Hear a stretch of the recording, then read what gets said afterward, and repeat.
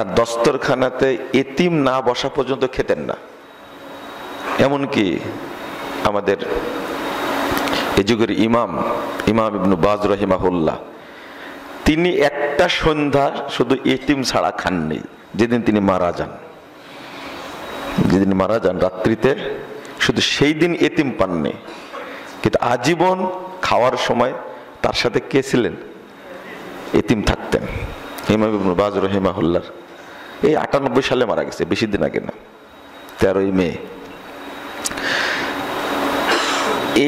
এর পরে আর একটা স্তর আছে উত্তম, দানের স্তর বলছি না। সাহাবা কেরাম সবচেয়ে ব্যয় করেছেন কোন ক্ষেত্রে? মসজিদের ক্ষেত্রে, এতিমদের ক্ষেত্রে, না দাওয়াতের ক্ষেত্রে? দাওয়াতের ক্ষেত্রে। কারণ এর চেয়ে বড় নেকি আর কিছু নাই। এটা আগে বলে নিলাম যেন আপনাদের মাথায় বেশি থাকে। এটা আপনি আরো পড়াশোনা করবেন। আমি যে কথাটা বললাম, প্রশ্ন জাগতে পারে যে ত্যাগের ক্ষেত্রে এই জন্য ভাষাটা সব জায়গায় এসেছে, ইনফাক ফি সাবিলিল্লাহ। কি ইনফাক ফি সাবিলিল্লাহ? ইনফাক ফি সাবিলিল্লাহ। আর ছোট্ট হাদিস আসছে, মান বানা লিল্লাহি মসজিদান বানাল্লাহু লাহু বাইতান ফিল জান্নাহ। কিন্তু ইনফাক ফি সাবিলিল্লাহ কত আসছে? এখন আমলের মধ্যে আল্লাহ রাব্বুল আলামিন বলছেন যে কুনতুম খায়রা উম্মাহ উখরিজাতিল নাস তা'মুরুনা বিল মা'রুফ ওয়া তানহাউনা আনিল মুনকার ওয়া তু'মিনুনা বিল্লাহ। তাহলে প্রথম বলছেন তা'মুরুনা বিল মা'রুফ ওয়া তানহাউনা আনিল মুনকার, আদ-দাওয়া, ওয়া তু'মিনুনা বিল্লাহ, আল ঈমান বিল্লাহ। তা আগে ঈমান বিল্লাহ না আগে দাওয়া? আল্লাহ বলছেন, এটা আমার কথা না, কিন্তু সিরিয়াল 110 নম্বর আয়াত সূরা আল ইমরান। আমি এটা বোঝাতে চাচ্ছি, মানুষের জীবনের সবচেয়ে গুরুত্বপূর্ণ পাঠ হলো আদ-দাওয়া, সবচেয়ে। কারণ নবী রাসূলগণ আগে সালাত নিয়ে আসলেন না আগে দাওয়াত নিয়ে আসছেন? ওয়ালাকাদ বাআসনা ফি কুল্লি উম্মাতিন রাসূলা আন ইবুদুল্লাহ ওয়াজতানিবুত তাগুত। আন ইবুদুল্লাহ, তারা নির্দেশ দিবে ওয়াবুদুল্লাহ, তোমরা আল্লাহর তাওহীদকে মেনে নাও। এটা কি দাওয়াত না? এটাই 1 নম্বর, এটাই 1 নম্বর। আর তাওহীদের দাওয়াতটা দিয়েছেন আমাদের রাসূল মুহাম্মদ সাল্লাল্লাহু আলাইহি ওয়াসাল্লাম টানা 13 বছর, তারপরে সালাত নাজিল হয়েছে। এখানেই হলো বেদাতীদের আর আহলে হাদিসদের মধ্যে বড় পার্থক্য, বড় পার্থক্য। তারা ফজিলত এবং বেদাতি সালাত, জাল সালাত নিয়ে ব্যস্ত, আর আহলুল হাদিসরা তাওহীদের দাওয়াত নিয়ে ব্যস্ত। বলুন আলহামদুলিল্লাহ। তো এটা নবী রাসূলদের ধারা। আল মুমিনুনা ওয়াল মুমিনাত বাযুহুম আউলিয়াউ বায। তারপরে কি? ইয়ামুরুনা বিল মারুফ ওয়া ইয়ানহাউনা আনিল মুনকার ওয়া ইউকিমুনাস সালাহ। আগে দাওয়াত না আগে সালাত? ইমাম ইবনে বাজ রাহিমাহুল্লাহ বলছেন যে দাওয়াতের গুরুত্ব এত বেশি যে ঈমান আনার আগেই যেন দাওয়াতি কাজ করে, সালাত আদার আগেই যেন দাওয়াতি কাজ করে। এটা সূরা তওবার 72 নম্বর আয়াতের মধ্যে পাবেন। আল্লাহ রাব্বুল আলামিন বলছেন ওয়ামান আহসানু মিম্মান দাআ ইলাল্লাহ, তারপরে কি? ওয়া আমিলা সালেহ। তাহলে আগে দাওয়া না আগে আমল? ওয়ামান আহসানু কওলাম মিম্মান দাআ ইলাল্লাহ ওয়া আমিলা সালিহা ওয়া ক্বালা ইন্নানি মিনাল মুসলিমিন। এর ছোট্ট একটা কথা বলে, ওয়া ইন্নানি মিনাল মুসলিমিন, এই আয়াত থেকে কিছু মানুষ না বুঝেই বলছে যে আমাদের পরিচয় হতে হবে মুসলিম। দলিল কি? ইন্নানি আনা ওয়ালা তামুতুন্না ইল্লা ওয়া আনতুম মুসলিমুন ওয়া সাম্মাকুমুল মুসলিমিন। তারপরে কি এই একটা পড়লাম কি জানো, ওয়াকালা ইন্নানি মিনাল মুসলিমিন। এটার অর্থ হলো ইন্নানি মিনাল মুহতাদিন, আমি হেদায়েত প্রাপ্তদের অন্তর্ভুক্ত হয়ে গেছি। এর দ্বারা মুসলিম নাম ধারণ করতে হবে এটা শর্ত না। আর দ্বিতীয় কথা হলো এই আয়াতটা আপনার নিজের মতো বুঝলেন কেন? এটাই তো হারাম, বুঝেননি কথা মনে হয়, এটাই তো হারাম। ইন্নানি মিনাল মুসলিমিন ওয়ালা তামুতুন্না ইল্লা ওয়া আনতুম মুসলিমুন ওয়া আনা আউয়ালুল মুসলিমিন সাম্মাকুমুল মুসলিমিন। আয়াত অনেক আছে, কিন্তু আপনার মতো বুঝলেন কেন? আপনার মতো বুঝলেন কেন? এই আয়াত কি আপনার উপরে নাজিল হয়েছে? নাজিল হয়েছে কার উপরে? মুহাম্মদ সাল্লাল্লাহু আলাইহি ওয়াসাল্লামের উপরে। প্রথম বুঝেছেন কারা? সাহাবায়ে কেরাম। তো বলেন তো তারা এই আয়াত দ্বারা কি অর্থ নিয়েছেন? এটাই তো মানহাজ, এটাই মানহাজ। ডাক্তার জাকির নায়েকও যদি দলিল দেয় আধুনিক যুগে, তবুও বাতিল, কারণ এটা মানহাজের সাথে মিলে না।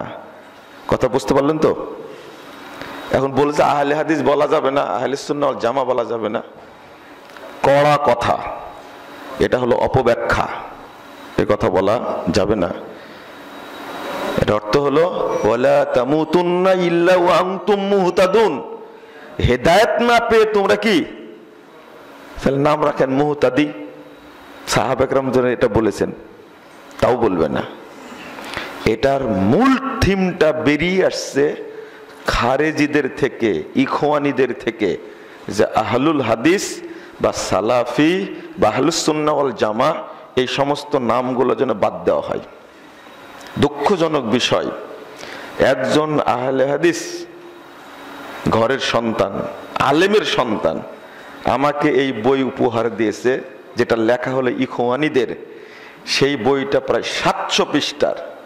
পুরো বইয়ে চেষ্টা করা হয়েছে যেন সালাফি বা আহলুল হাদিস, আহলুস সুন্নাহ ওয়াল জামা, আনসারুস সুন্নাহ এগুলো পরিচয় না দেয়, সরাসরি পরিচয় দিতে হবে কি মুসলিম। এটা ভ্রষ্টতা। তো আল্লাহ এই আয়াতেও বলছেন কি, এই আয়াতেও বলছেন যে ওমান আহসানু কাওলাম মিম্মান দাআ ইলাল্লাহ ওয়া আমিলা সলিহা। তাহলে দাওয়া, এখন কথাগুলো তো আমাদের মতো আমরা বুঝলাম, এখন ইমামদের মতো বোঝা উচিত। ইমাম ইবনুল কাইয়িম রাহিমাহুল্লাহ বলছেন আশরাফু মাকামাতিল আবদ ওয়া আজাল্লুহা ওয়া আফজালুহা আদ-দাওয়াতু ইলাল্লাহ।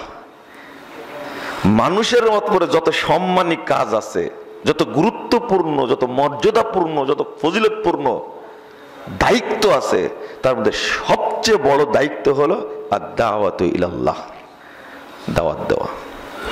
কারণ এই সুন্নাহটা কাদের সুন্নাহ? নবী রাসূলগণের সুন্নাহ। এটা ইমাম ইবনে বাজ রাহিমাহুল্লাহকে জিজ্ঞেস করা হয়েছিল দাওয়াতের হুকুম কি? তখন ইমাম ইবনে বাজ রাহিমাহুল্লাহ বলছেন আদ-দাওয়াতু ইলাল্লাহ শাআনুহা আযীম। আল্লাহর দিকে দাওয়াতটা এটা একটা বিশাল মহান একটা ব্যাপার। ওয়াহিয়া আহাম্মুল ফুরুজ ওয়াল ওয়াজিবাত আলাল মুসলিমিন উমুমান। তিনি বলছেন যত ফরজ আছে, যত ওয়াজিবাত আছে, সবগুলোর মধ্যে সবচেয়ে আহাম, সবচেয়ে গুরুত্বপূর্ণ হলো কি আদ-দাওয়া ইলাল্লাহ উমুমান। এটা সবার উপরে ফরজ এবং ওয়াজিব। ওয়াইন খাসাতান আল উলামা, যদিও এটা বিশেষ করে এই খাস যদি করা হয় তাহলে এটা আলেমদের উপরে খাস, তাদেরকে দাওয়াত দিতেই হবে। আর আমভাবে সবার উপরে কি ফরজ, সবার উপরে ফরজ। তাহলে আমরা কি দাওয়াতের ফজিলতটা বুঝতে পারলাম? এই জন্য আর একটা বলি, আপনি আমল করছেন, সালাত আদায় করছেন, নেকি আপনি কিন্তু একাই পাচ্ছেন, আর কেউ পাবে এর নেকি? বুঝেন, কিন্তু ভালো করে বুঝেন। কিন্তু সালাতের দাওয়াতটা যদি দেন তা আপনিও নেকি পাচ্ছেন, আর যারা সালাত আদায় করছেন তাদেরও নেকি কি আপনি পাচ্ছেন। দাওয়াত ছাড়া এটা হবে না।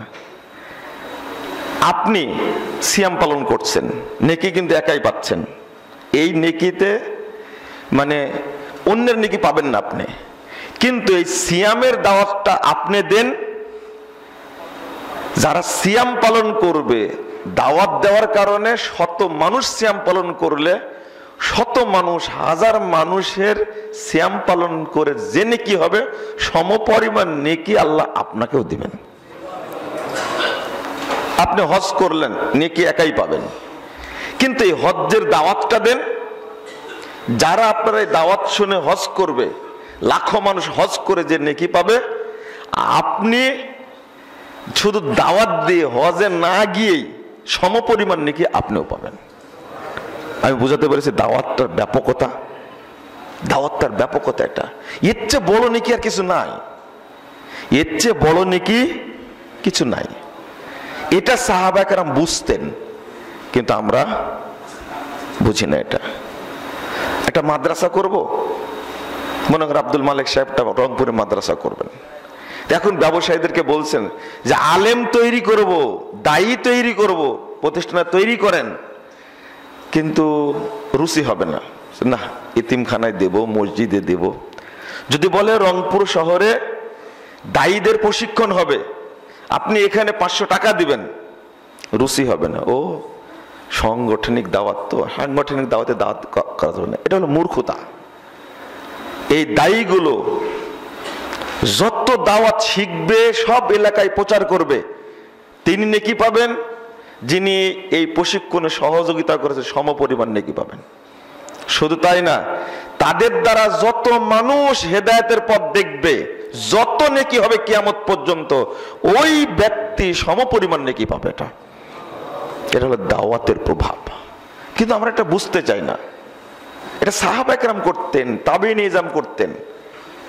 কিছুক্ষণ আগে সালাতের উদাহরণ দিলাম না, সিয়ামের উদাহরণ দিলাম, হজ্জের উদাহরণ দিলাম, তারা এইভাবে বুঝতেন।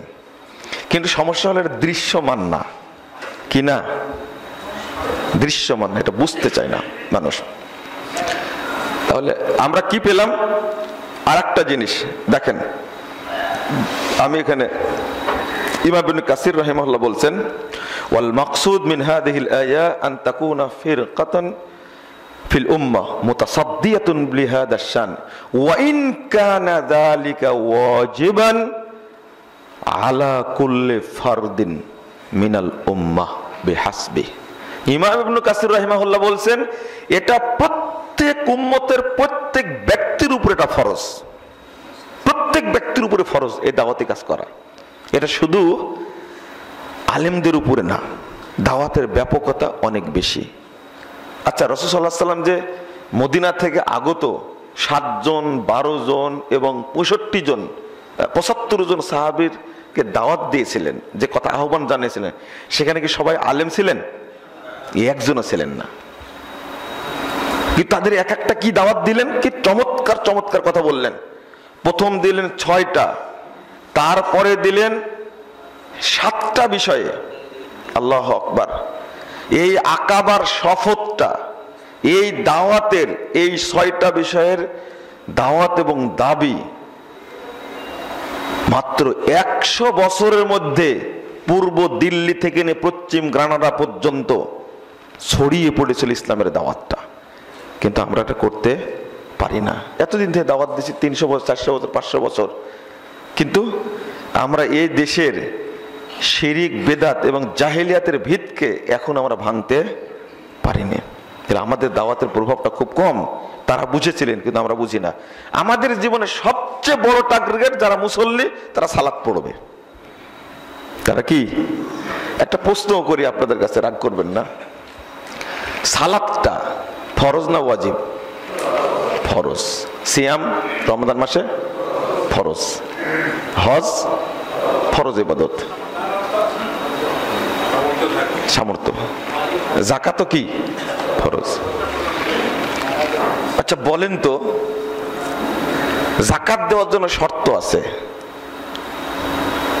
হজ করার জন্য কি আছে? শর্ত আছে। তারপরে সিয়ামের জন্য কি? সুস্থ থাকা লাগবে, শর্ত আছে। এই ফরজগুলো ঠিকই পালন করছেন, কিন্তু এই ফরজগুলোর বড় ফরজ যেটা দাওয়া, এটা করেন না কেন? বুঝেন না মনে হয় কথাটা? আমি এতক্ষণ যেটা বুঝালাম দাওয়াতের গুরুত্বটা, আপনি যদি আল্লাহর সামনে দাঁড়ান আর আল্লাহ যদি জিজ্ঞেস করে সবচেয়ে বড় ফরজ ছিল তাওহীদের দাওয়াত, তুমি কি দাওয়াতে কি সময় ব্যয় করেছো? উত্তর কি? আপনারা জেনে গেছেন আল্লাহ এটা জিজ্ঞেসই করবেন না, তাই না? লা হাওলা ওয়ালা কুওয়াতা ইল্লা বিল্লাহ। আচ্ছা এটা করেননি কেন? সালাত তো পড়েন, তাহলে এই দাওয়াতটা দেননি কেন? আপনি আজ থেকে চিন্তা করেন, বয়স 30 হয়েছে, আমি দাওয়াত দিয়েছি, আমি একজন দায়ী। সবাই বলছেন, ইমাম ইবনে তাইমিয়া রাহিমাহুল্লাহ বলছেন, ইমাম ইবনে তাইমিয়া রাহিমাহুল্লাহর কথাটা শোনালে আর একটু ভালো হবে। তিনি বলছেন, আদ-দাওয়াতু ইলাল্লাহ তাজিবু আলা কুল্লি মুসলিমিন, দাওয়াত দেওয়াটা প্রত্যেক মুসলিমের উপরে ওয়াজিব, মানে ফরজ। তো এইটা যে পালন করলেন না, আপনি সালাত পড়লেন, সিয়াম পালন করলেন, হজ করলেন, যাকাত দিলেন, এগুলো ফরজ পালন করেছেন, কিন্তু দাওয়াত একটা ফরজ এবং আহাম্মুল ফরজ, সব ফরজের মাথা, এটা করলেন না কেন? না বুঝার কারণে। তো যাক, আজকে তো বুঝেছেন, তাহলে আজকে তো বুঝেছেন। শোনেন, হজ জীবনে কয়বার ফরজ? সিয়াম জীবনে কয়বার ফরজ? বছরে কয়বার ফরজ? একবার, 1 মাস মাত্র, বছরে 1 মাস। যাকাত বছরে কয়বার ফরজ? একবার দেন।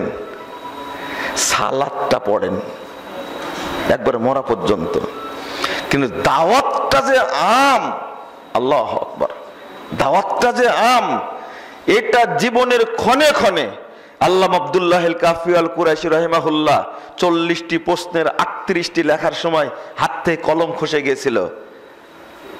উনি জবাব দিতে পারবেন যে আমি লেগেছিলাম মরা পর্যন্ত, আল্লাহ তোমাকে জিজ্ঞেস করো না। তার কর্মী হিসাবে আপনি করেন? করেন না, আপনি করেন না। আপনি, আপনাকে প্রত্যেকটি মুহূর্তে দাওয়াত দিতে হবে। বাহিরে থাকলেন বাহিরে দাওয়াত দেবেন, যখন বাড়িতে ঢুকলেন বউকে দিতে হবে, সন্তানকে দিতে হবে, নাতিপুতিকে দিতে হবে, চাকরকে দিতে হবে, কামলাকে দিতে হবে, ওয়ার্কারকে দিতে হবে। তুমি দাওয়াতি কাজ করো না কেন?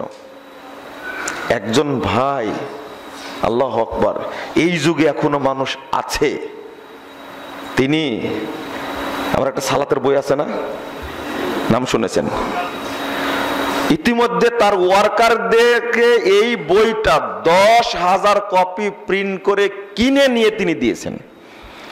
আল্লাহ যেন আমাকে জিজ্ঞেস না করে তুমি সালাতের দাওয়াত দিয়েছো কিনা।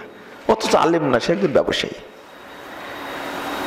তিনি ইতিমধ্যে 7,000 কপি কোরআন নিয়েছেন, আর আগামী 5 বছরে তিনি কোরআন নেবেন 1.5 লক্ষ কপি।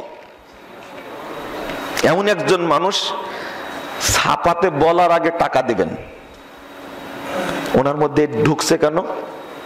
উনি তো আলেম না, কিন্তু বুঝেছেন আমি এই দাওয়াতি কাজ করলে আমি দায়ী মুক্ত হব। আমি কি, আমাকে বলেছেন সরাসরি, আমি আল্লাহর কাছে দায়ী মুক্ত হতে চাই, অন্তত বলতে চাই আল্লাহর কাছে, আল্লাহ আমি চেষ্টা করেছি, আমাকে তুমি ধরো না। সুবহানাল্লাহি ওয়া বিহামদিহি। আমি চিন্তা করি যে এখন এই ধরনের মানুষ আছে, কিন্তু আপনি দাওয়াতি কাজ করেন না কেন? ওয়ার্কার আছেন আপনার অনেকগুলো, এক একজন মানুষের 25,000 ওয়ার্কার আছে, কারো 50,000 আছে, কারো 1 লাখ আছে। বাংলাদেশ একটা কোম্পানির 1 লাখের বেশি ওয়ার্কার আছে। ফ্যাক্টরির মালিক যারা আছে, ওয়ার্কার নাই তাদের? একটা ফ্যাক্টরিতে 1100 জন চাকরি করে, একটা ফ্যাক্টরিতে 2,500 মানুষ চাকরি করে। যদি এরকম ফ্যাক্টরি থাকে 20টা, তাহলে কত হাজার মানুষ হয়? আল্লাহ আপনাকে ধরবেন, তোমার এত সুন্দর সুযোগ ছিল, তুমি ঠিক তোমার কাজ ঠিক মতো করে নিতে পেরেছো, কিন্তু কোনোদিন দাওয়াত দিয়েছো? কোনোদিন বলেছো তোমরা সালাত পড়ো কিনা? কিন্তু তোমার কাজ ঠিকই হিসাব করে নিয়েছো। বন্ধুরা আমার, আমরা এই জায়গায় ধরা খেয়ে যাব। আপনাদের বেশি বলবো না, আমি শেষ করে দিই। আপনার তো দাওয়াতের গুরুত্বটা আমরা বুঝলাম নাকি? বুঝেছি? আচ্ছা, আপনার স্ত্রীকে যে আপনি সালাত পড়তে বলেন না, পর্দা করতে বলেন না, এটা দাওয়াত না? আল্লাহ আপনার হিসাব নেবে না, তাই না? শেখ বললেন না, মাদানী সাহেব, সোহেল ভাই বললেন কি, আলা কুল্লুকুম রাইন ওয়া কুল্লুকুম মাসউলুন আলা রায়াতিহি। বুঝাইছেন? এত দূরে ঢোকেননি। অবশ্যই আপনার স্ত্রীর হিসাব আপনাকে দিতে হবে, আপনার বাচ্চার হিসাব আপনাকে দিতে হবে, আপনার বাড়ির বুয়া, ড্রাইভার, গেটম্যান, দারোয়ান, তার হিসাব আপনাকে দিতেই হবে। এটাই দাওয়া, এটাই দাওয়া। এখান থেকে শুরু করলে বাংলাদেশে এই অনাচারটা থাকতো না। এবার কি দাওয়াত দেবেন, তাই না? তাই 102 আয়াত থেকে নিয়ে 108 আয়াত সূরা আল ইমরান, আমি আজকে এটাই শুরু করি। আল্লাহ বলছেন, ইয়া আইয়ুহাল্লাযীনা আমানুত্তাকুল্লাহা হাক্কা তুকাতিহি ওয়া লা তামুতুন্না ইল্লা ওয়া আনতুম মুসলিমুন। আয়াতটা কিন্তু এখান থেকে শুরু হয়েছে আর শেষ হয়েছে 108 আয়াতে গিয়ে। এরপরে আল্লাহ বলছেন, ওয়াতাসিমু বিহাবলিল্লাহি জামিআ ওয়া লা তাফাররাকু। এরপরে এই আয়াতের বাস্তবতা বলেছেন। তারপর বলেছেন, ওয়ালতাকুম মিনকুম উম্মাহ, ওয়ালতাকুম মিনকুম উম্মাহ ইয়াদউনা ইলাল খায়র ওয়া ইয়া'মুরুনা বিল মা'রুফ ওয়া ইয়ানহাউনা আনিল মুনকার ওয়া উলাইকা হুমুল মুফলিহুন। এই দাওয়াতের সাথে যারা থাকবে তারা আল্লাহর কাছে সবচেয়ে বড় সাফল্য অর্জন করবে। পরিষ্কার। এখন দুইটা দাবি আপনাদের কাছে এই আয়াতের মধ্যে ফুটে উঠেছে, ওয়ালা তাকুনু কাল্লাযীনা তাফাররাকু ওয়াখতালাফু মিন বা'দি মা জাআহুমুল বায়িনাত ওয়া উলাইকা লাহুম আযাবুন আযীম। এক নম্বর হলো, আমরা অনুবাদ করি ওয়াতাসিমু বিহাবলিল্লাহি জামিআও ওয়া লা তাফাররাকু। আমরা অনুবাদ করি কি, তোমরা আল্লাহর রজ্জুকে শক্ত করে ধারণ করো, বিভক্ত হয় না।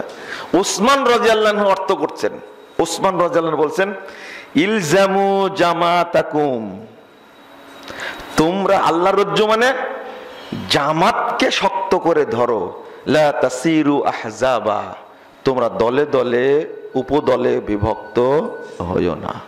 তাহলে আমাদের অর্থ আর উসমান রাদিয়াল্লাহু আনহুর অর্থ জানা কত তফাৎ না? আমরা কেউ তলিয়ে দেখিনি যে এটা দ্বারা সাহাবীরা কি বুঝছেন। আপনি ওই এখন ব্যাখ্যা করার চেয়ে সাহাবীরা যে সুন্দর কথা বলেছেন আপনার কাছে মনে হচ্ছে নতুন শুনছেন, এটা তো আগের কোন শুনিনি। ইলজামু জামাতাকুম, তোমরা ঐক্যকে শক্ত করে ধরো, ওয়ালা তাসিরু আহজাবা, দলে দলে বিচ্ছিন্ন হয় না। তার পাপটা কি এটা তো আপনারা জানেনই। তারপরে বলছেন, ওয়ালতাকুম মিনকুম উম্মাহ, এই ঐক্যের দাওয়াত দিবে, ইলাল খায়র মানে ইলাল জামাআ, ইলাল খায়র, ইয়াদউনা ইলাল খায়র, ইয়া'মুরুনা বিল মা'রুফ ওয়া ইয়ানহাউনা আনিল মুনকার ওয়া উলাইকা হুমুল মুফলিহুন। তারপরে কি, ওয়ালা তাকুনু কাল্লাযীনা তাফাররাকু ওয়াখতালাফু মিন বা'দি মা জাআহুমুল বায়িনাত। তো আরেকটা হলো ঐক্যের দাওয়াত দিবেন। 2 নম্বর, এই ইখতিলাফ এবং বিভক্তি, দেখেন দুইটা আসছে, বিভক্তি যেন সৃষ্টি না হয়, ইখতিলাফ করবে না আর দলে দলে বিভক্ত হবে না। তারপর আল্লাহ বলছেন, শোনো, ইয়াউমা তাবিয়াযু বুজুহু ওয়া তাসওয়াদ্দু বুজুহ, কাল কিয়ামতের মাঠে বহু মানুষের চেহারা উজ্জ্বল হবে, জাহান্নামীদের চেহারা হবে কুৎসিত কালো, আর জান্নাতীদের চেহারা হবে উজ্জ্বল, দেখতে সুন্দর, একবার জান্নাতীদের চেহারার মতো হবে।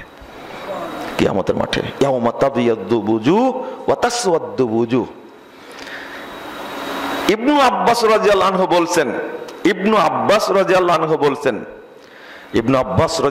বলছেন তাবিয়াদ্দু বুজুহু আহলিস সুন্নাহ ওয়াল জামাআহ ওয়া তাসওয়াদ্দু বুজুহু আহলিল বিদআহ ওয়াল ফুরকাহ। কিয়ামতের মাঠে যারা আহলে সুন্নাহ ওয়াল জামাত, আহলুল হাদিস, তাদের চেহারাটা হবে জান্নাতীদের মতো উজ্জ্বল। বলুন আলহামদুলিল্লাহ। ওয়া তাসওয়াদ্দু বুজুহু আহলিল বিদআহ ওয়াল ফুরকাহ। আর যারা বেদাতি, পথভ্রষ্ট এবং জামাত থেকে বিচ্ছিন্ন, তাদের মুখমণ্ডল হবে জাহান্নামীদের মতো, চেহারার মতো কুৎসিত কালো। বলেন নাউজুবিল্লাহ, আস্তাগফিরুল্লাহ, আস্তাগফিরুল্লাহ। অপমান হবেই। কঠিন বিষয়, এটা একটা জটিল বিষয়। এখানে একটা খেয়াল করে দিই আপনাদেরকে, এই যে যারা বলছে নামটা আহলে সুন্নাহ ওয়াল জামাত বলা যাবে না, আহলুল হাদিস বলা যাবে না, সালাফি বলা যাবে না, এরা কি ইবনে আব্বাস আছে বেশি জ্ঞানী? হ্যাঁ না, ইবনে আব্বাস সে বেশি জাহেল? হ্যাঁ, যারা এইগুলো কথা বলছে তারা এই আয়াতটাও পড়েনি, এই আয়াতটার ব্যাখ্যাটাও পড়েনি। এরা মানহাজি বুঝে না। মানহাজ বুঝতে গেলে আপনি আয়াতটা খুলে সাথে সাথে ইবনে কাসির খুলবেন, অথবা তাফসির তাবারি খুলবেন, অথবা ইমাম বুখারী যেটা কিতাবুত তাফসির খুলবেন, অথবা ইমাম তিরমিজির কিতাবুত তাফসির খুলবেন, অথবা ইমাম মুসলিমের কিতাবুত তাফসির খুলবেন, দেখি ইমাম মুসলিম কি অর্থ নিয়েছে এখানে, অথবা তাফসির ফাতুল কাদির খুলবেন, অথবা তাফসির কুরতুবি খুলবেন। বুঝেন না কথা? আমার মতো যেন অর্থ না করি। এরা তাফসির কুরতুবি পড়তে জানে? কোরআনে ইবারত আছে, কিন্তু তাফসিরে তো ইবারত নাই। সমস্যা তো এই জায়গায়। তাফসির ইবনে কাসির ইবারত নাই, ওটা পড়তে হলে কি লাগবে? ইলম লাগবে। তাফসিরে কুরতুবি, তাফসিরে ফাতুল কাদির পড়তে গেলে দাঁত ভেঙে যায়, খালি পড়তে লাগেন দেখি। তাফসিরে সাদি জের জবর একটাও নাই, খালি পড়তে লাগেন, আপনার দাঁত যদি না ভাঙে। সমস্যা হলো এই জায়গায়। আমাকে মাফ করবেন বলার জন্য, আমি কিছু জানি না, কিন্তু আমি বলছি আপনি পড়ে বলেন। এখানে আরেকটা তথ্য, যে আহলুস সুন্নাহ ওয়াল জামাআহ, খুব ভালো করে শোনেন এটা। বাংলাদেশে বহু মানুষ আছে অবুজের মতো, বলছে যে আমি তো সুন্নাহর উপরে প্রতিষ্ঠিত, আমি তো হকপন্থী, আমি একাই তো জান্নাতে যাব। হ্যাঁ, আপনি জান্নাতে যাবেন, তবে আহলুস সুন্নাহ আপনি, নট আহলুল জামাআহ। এখানে শর্ত, এই নামটা কত সুন্দর। সুন্নাতের উপরে প্রতিষ্ঠিত থাকবে এবং তাকে ঐক্যবদ্ধ থাকতে হবে, জামাতের উপরে থাকতে হবে। কথা বুঝলেন? তাহলে যারা বলে যে আমি রংপুরে আছি, আমি তো একা একটা জান্নাতি দল, আমি জান্নাতে গেলে আমি একাই রংপুরে যাব, তাদের অর্থটা কিন্তু ভুল। দলিলও আছে, তাদের পিছনে দলিলও আছে। এই দলিলটাও মানহাজ বিরোধী। দলিলটা কি? আল জামাতু মা ওয়াফাকাল হাক্কা ওয়া ইন কুনতা ওয়াহদাক। জামাত তাকেই বলে যেটা হকের সাথে মিল আছে, যদি ওই জামাতের সদস্য তুমি একজন হও। শুনেননি বক্তব্যটা? শুনেছেন? তাহলে দলিল তো ঠিকই আছে। রংপুরে আমি একটা হকের উপরে আছে, মানে আমি একাই জান্নাতে যাব, তাই না? ঠিক তো? আমি রাজশাহীতে আছে, আমি একাই হকের উপরে আছে, আমি একাই জান্নাতে যাব, কেউ যাই বা না যাক। আমি ঢাকায় আছি, আমি একাই আছি, আমি একাই জান্নাতে যাব, আমি একা একটা জামাত। বন্ধুরা আমার, এই হাদিসটা বুঝতেও মানহাজের খেলাফ হয়েছে। আপনি হাদিসটা বুঝেননি, শুধু অতটুকুই পড়েছেন। এই হাদিসের আসলটা চলেন যাই, আসলটা দেখেন কোথা থেকে শুরু হয়েছে হাদিসটা, তিনি কি বুঝাতে চেয়েছেন। এটা কিন্তু আসার ইবনে মাসউদ রাদিয়াল্লাহু আনহুর বক্তব্য। আমি একটু বলিনি, এটা আসছে হাদিসটা তারিখ ইবনে আসাকির, সনদ সহ আসছে। ইমাম আলবানী রহিমাহুল্লাহ সনদকে সহিহ বলেছেন, যেটা মিশকাতের তাহকিকের মধ্যে নিয়ে আসছেন। এটা 49 নম্বর খণ্ডের 624 পৃষ্ঠার মধ্যে হাদিসটা আসছে। হাদিসটা হতো, একটা অংশ বলছি। আমর ইবনে মাইমুনকে জিজ্ঞেস করছেন, তিনি একজন বিখ্যাত তাবেঈ। তিনি বলছেন, হাল তাদরি মা জামা? ইবনে মাসউদ রাদিয়াল্লাহু আনহু বলছেন, এই বন্ধু, তুমি কি জানো যে জামাত কাকে বলে। বন্ধুরা আমার, আপনারা দায়ী, কিন্তু আপনার সমাজের কর্ণধার, অনেকে মসজিদের ইমাম, আপনারা সংগঠনের খুঁটি। প্রথমে বলেছি অহুমুল হুফফাজুলি আরকানিহা, অহুমুল হুফফাজুলি আরকানিহা, আপনারা খুঁটি। আল্লাহু আকবার, আপনারা খুঁটি। এজন্য আপনাদেরকে এই কথাটা বলছি এবং এই বাস্তবায়নটা আপনাদের করতে হবে। বলুন ইনশাআল্লাহ আমরা করব।